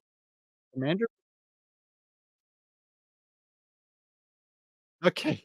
Mandrake or mandragora is used to take that which has been petrified and turn it back into its original state. How do you do that with a plant? Do you eat it or something? No. Watch this. Oh, by the way, mandrakes are in your Bible. Do you know that the mandrake plant was used by, I believe it was when Sarah was trying to get pregnant? She tried to use the mandrake plant for fertility, which is nuts because it supposedly increases your chance of being pregnant. Pretty nuts. But check this out. What this plant does is this. It's dangerous because I don't want to put any more volume up here. It's dangerous because of the cry it puts out. It goes, it's so annoying. It's just, okay. Now, why is that important? Because if you're not having proper ear protection, number one, it could cause you to pass out and or faint or die. You know, your ears can't handle certain things. But guess what else it does? And Neville passed out. Longbottom passed out because it made him. Hold on. Anyway, So look, then she gets the whole class to do it. Now, here's what's nuts, okay? They're needed in this movie, The Chamber of Secrets, because of this. In the Chamber of Secrets, Harry Potter, Ron, and Hermione go to the girls' bathroom upstairs and they find this weird, like, sink type thing that opens up to a chamber and enters into an abyssal hole that goes down beneath the castle. It's the entrance into the, I guess you call the abyss. Harry Potter, Ron, and Hermione descend down into the Chamber of Secrets. They go down there, and guess what's down there? A giant snake that when it looks at you, it petrifies you and turns you to stone. So they used a phoenix to pluck out the eyes of this dragon beast so that it couldn't turn anybody to stone, and Harry Potter slays the dragon. Well, here's what's nuts. That dragon, before he had his eyes plucked out, he snuck out of the Chamber of Secrets and went into the castle and was causing everyone to be petrified. People would look at it and petrify. People would look at it and die, just like Medusa. Okay? The way they brought these students back to life was these mandrake plants. Hermione was petrified. They had to use the mandrake plant to revive Hermione back to life. Now, I bring this up because if you haven't done the math yet, right now, these towers that are all over the place are going to be putting off a frequency. And I believe that not only are the Titans going to be coming out of the deep, like the Titans of old are going to be coming out of the deep that were set loose. I believe the Nephilim of old, which are those big giants that are scattered all throughout the land, all those sleeping giants are going to wake up because of the frequency towers. Okay? I believe that once they connect these things, it's going to be like what you saw in that stupid Obama fed TV show. I can't even remember what it's called, where they had the frequencies driving people crazy. But I believe that's why they've been set up, is to awaken the Titans of old. Like, that's how it scientifically works, if you want to be specific about it. I don't think I guess we're meant to know these things now. I don't think we were meant to know at some point all these things. But at the end, he says there will be an increase of knowledge and wisdom, and his people are going to start figuring stuff out. Well, I did. I believe, like I said, that these towers are going to be used in this end to take part in bringing some stuff back. And that's the real reason why these Titans are released in the ocean as well. You got to remember, they have to have an enemy. Okay? Just like us people, we have an enemy. Okay? That's why it says in the very beginning of your Bible that he looks at Satan, he says, I will put enmity, hatred, violence, destructions, wars between your offspring, Satan, and your offspring, Eve. There will always be wars between the two. And that's what we have going on right now. So I truly believe that we are going to see some Titans rising up, and I believe we're going to be see some Titans of the deep rise up. What's crazy is this. Now that I showed you that, I can kind of close all this out, make you guys feel better about where we are. Okay. This is seen, this theme that we're covering tonight is seen kind of all over the place. You know, you have the story here about Medusa and the three Gorgons. That's the three sides of Leviathan, by the way. One turns to stone, Medusa, the middle one, snake. Okay. You have her. You have this about Poseidon and them and this. You have story after story after story here. I could sit here and read about people being turned to stone in their stories for a long certain period of time, all over the world. China, Oceania, the Americas, post-classical Europe, ancient Europe, everywhere, talking about people being turned to stone. Okay. Pretty wild. Okay. But what I wanted to talk about was this. A few months ago,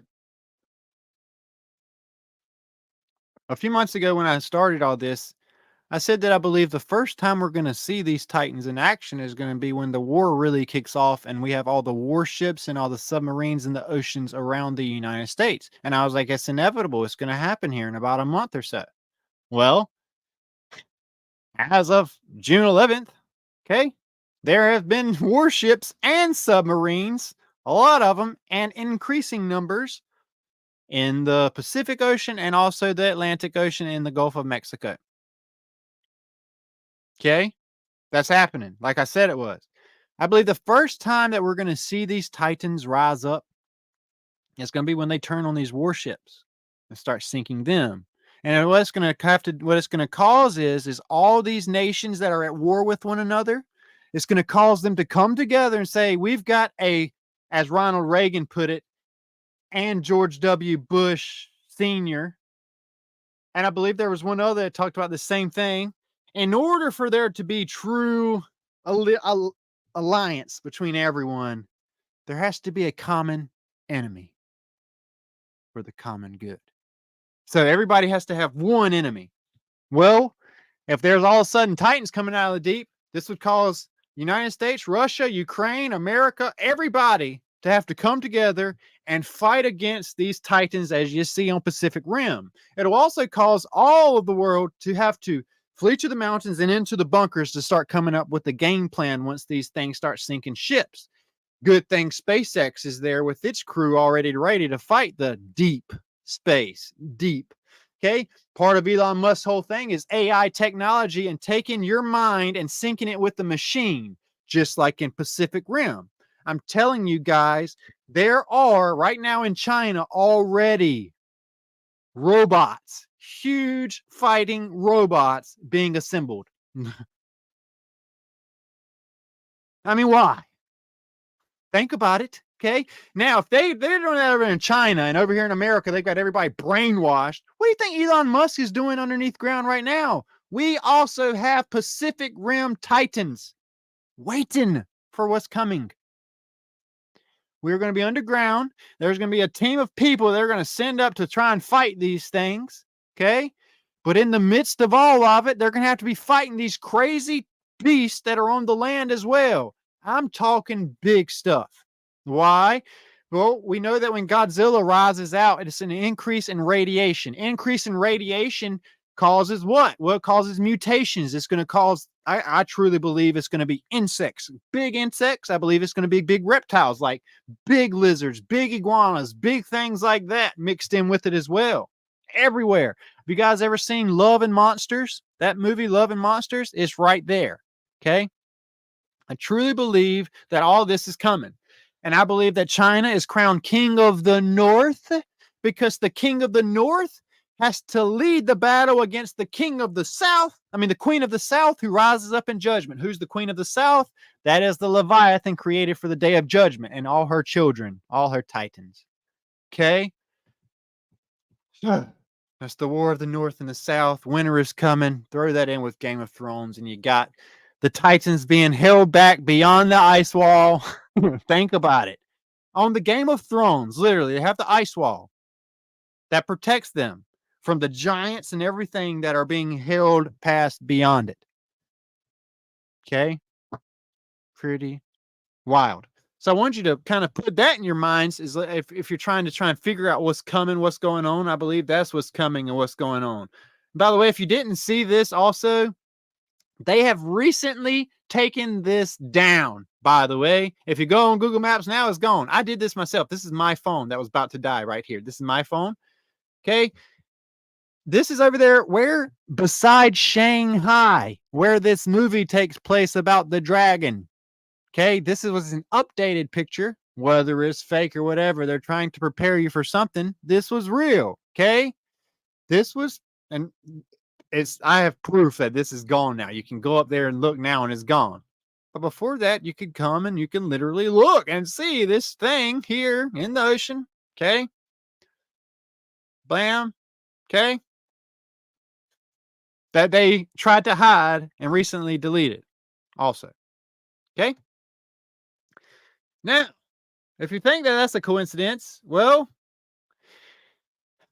just 2 days ago, the Queen of Dragons was set perched on top of the Empire State Building, just like King Kong was as well in his movie. The Queen of Dragons was perched on the entire Empire State Building, like this. See her? This is real. Okay, this inflatable thing that they've set up right here. Pretty nuts, huh? They say it's for a movie, but it really is there. Maybe it's a coincidence, right? That's what a lot of people say about a lot of stuff. And then they like to say that they're Christians. Now, in the new Stranger Things, would you guess what's about to rise out of the bottom of the ocean, out of the abyss? Well, you got it. This is what's coming. The three-headed Ghidorah dragon coming out of the abyss with all the other smaller titans. As seen here also, coming. Just like Godzilla just came out with the same exact thing. Same exact thing, same exact theme. Okay, now guess what else happened 2 days ago? Sin City, Las Vegas, Nevada. Okay, horrible, wicked place. Probably the most wicked place I've ever been to in my life. No joke. They got monoliths appearing. Well, if you've seen the movie, The Arrival, and if you've seen the movie, what is the name of that movie? I can't even remember the name of it. But it's not just those two. It's multiple alien invasion movies. You always see monoliths erect in certain important locations across the whole world before there is some type of big invasions of either titans, dragons, whatever, aliens. And now you have monoliths appearing not just there, okay, kind of everywhere. That was a post you guys need to read if you have time right here. But anyway, same exact thing going on. Okay. So just wanted to share that with you. Now, let me put this up here. I see that it is an hour and a half, which is Space Odyssey. Thank you so much. I've just been covering a lot. It's hard to keep up with all the names of stuff. Okay. Now, I thought that was kind of interesting, if you ask me. It's just crazy. Okay. It's no way that you can, at this point, if you've been following along on all the videos, you can say, oh, this is a coincidence. Because I think maybe like if it was like 4 or 5 things, we can say, oh, it's a coincidence. Or if it's like 20 or 30 things we've covered, we might be able to say it could be a coincidence. If it was maybe like 40 or 50 things, we could be like, maybe. But the amount of stuff that we have unpacked over just the past couple of months and what the Bible says, I don't believe that it's any type of coincidence. Okay. Now to the final question. What do we do? How do we prepare? What do we do? Well, we do what the people and the Israelites have always done. When Moses led the Israelites out of Egypt, do you think every one of those people had a plan? They had what was given to them through Moses from the Father. That's it. We have the Word of God that tells us what's coming and to trust Him. And we also have all these stories of Him taking His remnant, His people, and having His own way of gathering them, His own way of assembling them. He called every single animal that is needed to the ark. Do you think those animals were like, oh, we need to have rock, paper, scissors about who's going to go in the ark? Or did they just trust in the voice of God and God picked, God chose? Okay? Everything in creation does what the Father says except for us. Imagine if a butterfly sat in its cocoon as a worm or caterpillar, whatever, and was like, nope, I'm not going to turn into a butterfly. Not this time. This time I'm going to turn into a fish. You know, because like that's what humans are doing. They're like, I'm going to have a kid, but this time it might look like a boy, but I'm going to call it a girl. And he's going to believe it's a girl. And I'm going to dress it like a girl, and it's going to think it's a girl, no matter what it was. We're the only ones that do that. Imagine if a dolphin was like, I'm done swimming. I'm going to fly today. And it just decides to flop up on the land and figure its thing out. Comes up with some scientific way to make itself breathe above ground and rebel against the way it was ordered to. Okay. Now, here's this, okay? Back to this. I don't know if you've picked up on this or not, but I tried to tell you guys there are masses in the ocean. There are big things in the ocean right now. And because there are big things in the ocean right now, South America is flooding. Okay. They're like not just flooding from rain, their coasts are flooding. Water's being pushed in. Parts of Southern Africa are flooding. There have been people that have reached out on my page that I've shared with you guys. In Germany, south, even Germany, the water is rising up on the coast. On the west coast, there is a swell taking place as well. Now, this is what happens. You know, if you take a bathtub and you put a human in it, does the water not rise up? Now, if you take a bathtub and you put 3 big humans in it that were not once there, will it not rise up? Well, imagine if it's a whole bunch of things starting to come up from the bottom of the ocean. Would it not cause all these big old swells and movements in the ocean? Of course. But see, what people are missing is this. Jormungandr, the releaser, the guardian of the abyss, is not just known for releasing titans. It's known for releasing storms. It's known for releasing tidal waves. It's known for doing what I said. It said in Hercules, earth, water, wind, fire, destruction, along with titans. Same thing that you're seeing today. So, with that said,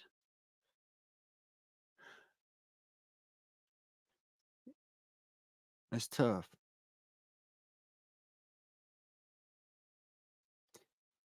I live in eastern North Carolina. I live about an hour and a half from the Lost Colony, the first colony that was massacred and sacrificed. I live about an hour and 45 minutes from the actual ocean. I can dig down a hole in my yard 6 foot and I'm at the water table.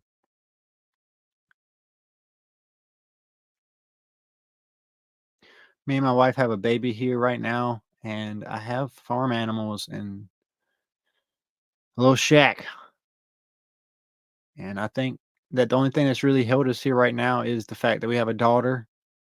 You know, I have a whole mission that's calling me out into the middle of the United States, but I'm letting comfortability as far as like I would want my wife to be okay. I want my child to be okay. My personal, like, I got to make sure they're okay, kind of fighting me right now. And you know what part of me should do? Realize that God got us through a whole lot crazier stuff in our life. So you guys like, what do you mean? There's about to be giants and titans and crazy stuff. I don't care about any of this stuff. I don't think that anything in this world can compare to me losing my baby boy. Like when I lost him, I literally felt as low as I could feel. Like, and then I lost my stepdad, my grandpa, and all of them on top of it. It was like bam, bam, blam, and like it started being numb. Like it was like none of that stuff mattered. It didn't feel like the same as Camden dying. So you know, a lot of people are like clingy to things in this world, and I'm like, bring it on. Don't let it get to the point where you got to lose something to figure out that you can have faith. But I know that he got me through the biggest storm of my life, and I don't see any of this being any crazier. So here it is. Okay. I, me and my family, truly, we're trying our best to get on the move right now. Is it out of fear? Absolutely not. You got to understand. Imagine if everybody in the Bible had so much faith that those people in Israel that were the Israelites that were in Egypt, they were like, oh, they can just kill me because it can just all be over. And I'm just going to sit here and let them just kill me. Or I wonder why they got up and took off going with Moses. Maybe they knew their story wasn't done yet, or they weren't done fighting yet. Okay. Now, I want to say this one more time. Do you know what made Paul so zealous? Well, he was given a promise that he would end up back in Rome and preaching in the land that he loved, saving his people. Remember, Peter was the preacher to the Jew. We had a lampstand to the Jews and a lampstand to the Gentiles. The 2 golden lampstands, the 2 witnesses that I've covered in depth that died the same day in the hands of Rome, humiliated in the city, one tortured upside down on the cross while the other had his head cut off. They died and humiliated in the streets for 3 days. Next thing you know, you hear multiple witnesses They have the calling of the saints up out, many holy people going missing, the Rome burning up 75%, and all that taking place. My point is this: faith without works is dead. It's easy to have faith your whole life when everything's smooth, sunshine, and rainbows. But do you know who was highlighted in the Gospels? The woman that had so much faith that she was like, I've been bleeding for so long, my whole life, that I know that if this is really, really, really the Son of God, the Savior of the world, I know all I got to do is just touch a little piece of him. It'll be okay. I don't even need a full blown smack. I just got to touch his little garment. Imagine if everybody had like faith like that. It's different. But see, that's what he looks for, is those that are like, I know you can do it. No, you can do it. We got to have faith when things get rough. And also, you got to have perseverance. He who endures till the end will be saved. You got to make it there. You don't give up. So here's my point. With all this evidence I see going on everywhere, I am indeed moving inland in my camper, and I'm going to be living in a camper in the middle of all this chaos with a child, with 2 children, and my wife and a little dog. Okay? Not out of fear. Because when things shut down and the grid's shut down and everybody's freaking out, you're going to see me like John the Baptist out there in the wilderness, have my family safe and secure where they're at. And I'm going to go out and do my stuff. I'm going to baptize. I'm going to lead, and I'm going to save, like lead people straight to the Father. Because that's our mission. We're given a great commission, not to go to church every single Sunday in a pew. No, you're told to go ye therefore to all nations, teaching, baptizing them into the understanding of the Father and Son and Holy Spirit. You can only have that understanding through being born again. Spirit and truth, water and spirit. One's for the remission of sins, one's for the gift of the Holy Spirit. Ye must be born again. So, what I'm saying is don't be stupid. Okay? What you need to do is, hey, the word of God says this. It says at the end that at some point, rich slave, rich poor, man and women, child and adult, all of them will flee to the mountains and into the bunkers in those days, not just the elites. It says that it's just what's going to happen. We've got to flee to the mountains. Why? Here's why I believe scientifically, once again, all of these creatures, dragons, reptiles, are indeed reptiles, cold-blooded creatures. Okay. What that means is this: they need it to be very hot, which is why it's heating up right now a whole lot, including the ocean is heating up a whole lot right now. Why do they need it to be hot? Well, because that's how they move. Haven't you seen a snake in the summer compared to a snake in the winter? This is why they want us to go to the mountains. Mountains have a thinner atmosphere and also freezing cold. Snakes, reptiles, titans, like reptilian blue-blooded titans, they can't move in the cold. Are you getting it? So you move to the mountains, you flee to the mountains. That way you're in the cold where the cold-blooded creatures cannot move. Okay, that's why in every single movie they're fleeing to the north. Pretty nuts. So yeah. And then there's there's always the ones that are just like, oh, but the Bible says just to be still and know that He's your God. No, that's not an all the time thing. How can you be still and pick up a cross and follow Him every day? That be still and know that He's God is another one of those. When I am weak, He is strong. It's when you're struggling and you're like, I'm trying. Oh, you try.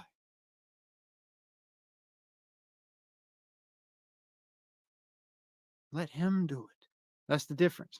But see, the disciples had to do stuff. The people have to do stuff. And it says right there in Revelation chapter 20, this should scare some of you guys into straightening up. It says right there in the Revelation that these people during this short season following the 1,000-year reign, it says that the sea and the dead will come up from its graves and everyone will come up for judgment. It says that those at this time will be judged on their deeds. There's a difference. I don't know how people aren't putting that together. That's why this whole big old deception is taking place right now. And this is why they have in the 501c3 teaching that is grace without works is amazing. Grace with works is how it's supposed to be happening. He who is not producing fruit will be cut off and tossed into the lake of fire. But my preacher said I don't have to really do much, but just trust in him. Yeah, you trust in him to allow his work to be done in your life.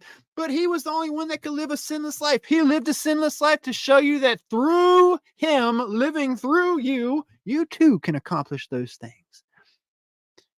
Am I perfect? Nope. Do I sin every day? Yeah, man, I can't control my thoughts. Christ says that even if you look at another woman with lust, you've cheated in your heart. This is why I hate what women have done. They go around with their breasts hanging out of their shirts and say, oh, I'm going to go to church this Sunday and I'm going to be wearing a shirt that shows everything that can possibly be shown. And that way I have a skirt on too. So that way when I sit in front of that man across from me that's got a wife, I'm going to make sure I open my legs a little bit for him to see things like that. Men, you're no different. Make sure you get yourself standing and looking a certain way so that some people can notice you in the crowd of having that nicest tie and nicest suit while there's a bum outside of your streets that can't even get into church because he don't even have any clothes or shoes to make it to the door. Sunday worship is the worship of the beast. It was not created for everyone. It was created on a false Sabbath on the 66th day of the year and 321, which is another 6 AD. Constantine changed the Sabbath to Sunday for the venerable day of the sun. God does not no longer dwell in a temple built by the hands of man. Stephen died. But I love it there. They got good food and they make me feel good. The Most High does not dwell in a temple built by the hands of man, but it's a nice place. They're really good people. Yeah, but you know what else it has? It has a big old obelisk to Nimrod and Osiris risen on top of it. That steeple that you love so much is an obelisk with indeed an idol cross sitting right on top of it, the cross of Tammuz. And you go right in underneath the phallus into the butt, no joke, into the womb of the beast. To the belly of the beast where they have the altar and the money offering sacrifice plates up there. So you can toss your money up there, have your idol cross up there, and then on the back of the church on the wall, in every church I worked in, there is a picture of the false Messiah.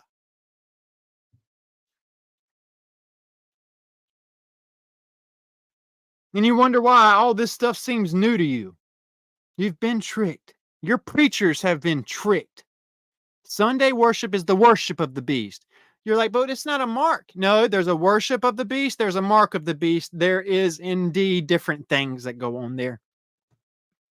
If you're taking part in Babylon and their temples erected, and not, by the way, word for word, prophesied in Jeremiah, it says he's going to come back and he's going to destroy all their shrines.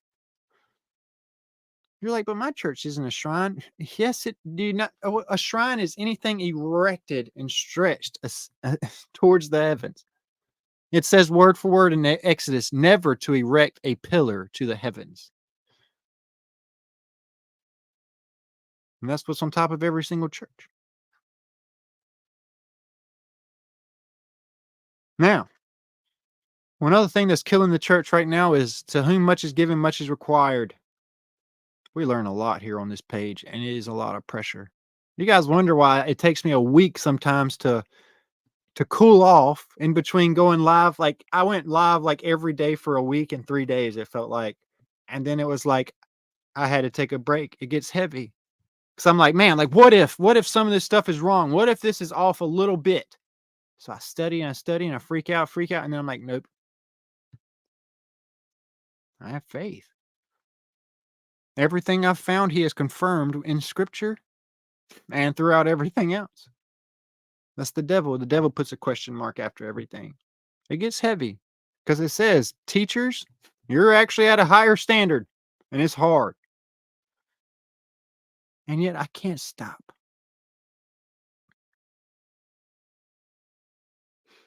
When we learn things, all of us, when we learn things, we're meant to put it into practice. That was probably what was the worst thing and the hardest thing about preaching every Sunday. Just on Sundays, it's like, yeah, I've got to cram so much in 20 to 30 minutes. And it's probably going to sound so hypocritical because I'm going to talk about stuff that just makes them feel good. And then you leave there like, crap, I made them feel so good. But in the back of my mind, I'm like, man, why didn't I talk about what Christ spoke way more about repentance and judgment than this mess that I'm sitting here teaching to make these people feel so good. It's crazy.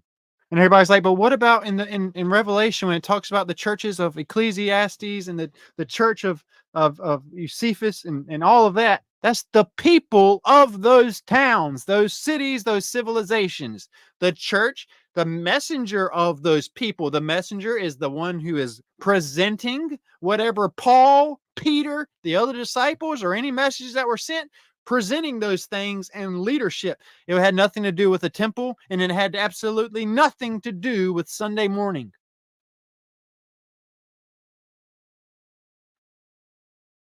It's crazy. I hate it, man. Because like for 3.5 years, I'm like, man, I I felt it just torturing me as a pastor. I was like, man, this is crazy. How some of this mess, like I'd hear stuff about people in the congregations, and it just would blow my mind because they'd come up to me and it'd be like they were a complete opposite of what I'm hearing. Everybody puts on a show on Sunday mornings. You know why? To cover up their drunkenness on the Sabbath the night before and the day before.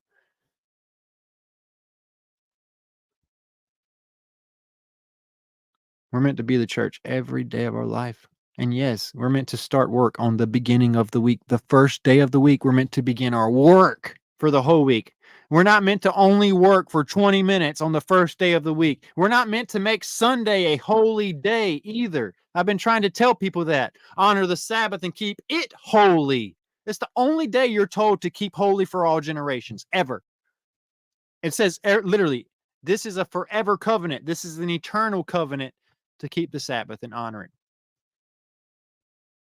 And yet you would think that a lot of you guys, not you guys, but a lot of the world's holy day is Sunday.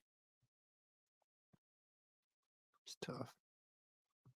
But anyway, I had told my wife and son I was going to keep it a little shorter tonight, and I think I had told you guys before the video started I was too, but I always get lost, and here we are 2 hours later. So I'm sorry. It is what it is. I've enjoyed my time here with you guys. We have uncovered a lot of stuff here, though. Okay. I have seen some good conversations going on in the chat box. I do go back and read some of this stuff after the videos, but then it ends up piling up so much that I get kind of behind. I do want to say, I do really appreciate you guys kind of sharing your information back and forth in the conversation in the chat box. That's so important. There's a lot of you guys that know way more than I do on a lot of stuff. So it's really cool to have you guys here. But I do ask that while you're over there, make sure you keep it number one, PG, and number two, stay on topic. Sometimes I've noticed in these videos, I'll go back and watch them and I'll be on a subject and I'll look over there and it's just like 7 people be talking about something completely different and it's getting people sidetracked. So I want that to kind of something we work on here in the coming days. But anyway, now that I'm back on track here with the videos, I'm going to start back this week, coming up probably this coming Monday or Tuesday. I'm going to start back coming with every other day with this stuff. And I'm hoping I can do one maybe this weekend as well. We'll see about that. I do want to let you guys know this, though. I do have a very important live stream coming up here. I'm thinking about doing this one actually on Facebook. I want to at least once or twice a week go through why I believe a book or maybe 2 books were removed from the Bible. And I'll give you a little example of that. If you've ever read Bell and the Dragon, there's a lot in that you can read where you can tell, hey, I can see exactly why this was taken out. You know, it's number one, it's got this mention of this dragon creature. Number two, it's got this whole deception of the government taking place. And then there's other books as well that I want to go through where it's just the stuff that's in there highlights so much of what we've been trying to uncover that if they didn't remove it, it would have been obvious for so many people. So we're going to be kind of going through that a lot coming up here. I'm really excited about that. So make sure you kind of keep a lookout for that. But you have to understand this House of Dragon thing. Only one episode of season 2 has been released. So this is going to be an ongoing beast I'm going to kind of slay here on this House of Dragon thing. So this is going to be kind of ongoing thing. But there's a lot of other stuff we have to talk on as well. So I really, really hope that you guys have enjoyed this little decode that we've done here tonight. If you caught up at the end, make sure you watch the beginning, because there's a whole lot that we covered at the start of this to kind of build up. If you're new to the channel, though, you can start on any of my previous videos and build up to this if you want to. This is kind of a recap here. And I want to say this as well. I do want you to know that if you want to help out with this ministry whatsoever, I do have my ways of donations and all that stuff down here at the bottom of the screen. I have a Cash App and a PayPal. I think I had another one listed on my other page as well. If you guys want to do that, that's awesome. This is all I've kind of been doing in my life, is just these decodes here and teaching, and also missionary work and baptisms and stuff like that during my weeks as well.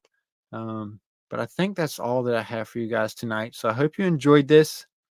Could make us a disc. I'm not real familiar with Discord, Lacey. I see you talking about that down there. I've also seen a lot of people talking about Rumble. I have a Rumble set up. I have never used Rumble, but I do have one set up. I just don't know a lot about that stuff. Do you have some way not tech? I'm not really sure what you're trying to say there. I think you might have autocorrected some words. But yes, cool, cool, cool. It's awesome seeing you guys up here. Just want to make sure I didn't miss out on anything you guys were talking about over here.